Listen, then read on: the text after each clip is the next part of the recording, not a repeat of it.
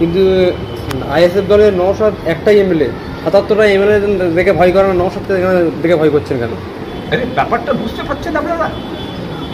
এর কাজ হচ্ছে অন্য কাজ, বিরোধী দল সন্দ কোথাও কেউ থাকবে, আমি একা থাকবো কি মিনে।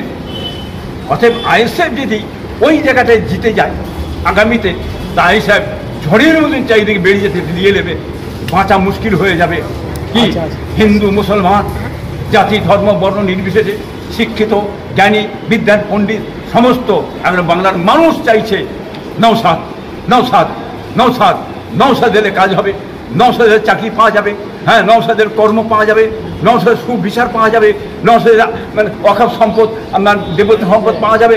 অতএব নওশাদ করছে বলে এদের মাথাটা খারাপ হয়েছে, এরা জান প্রাণ দিয়ে আজকে ভাঙড়ের দিকে পড়েছে। ভাঙড়ে পড়ে কোনো লাভ হবে না। ব্যানার্জি সাহেব, আমি আজ বলতে চাই, এখনো বলছি, আজকে চ্যালেঞ্জ করছি, আপনি দাঁড়ান, আপনি দাঁড়ান। মায়ের কত দুধ খেয়েছেন দেখা হবে। আমার ভাইপো কত মায়ের দুধ খেয়েছেন নওশাদ, আর আপনি কত দুধ খেয়েছেন মায়ের।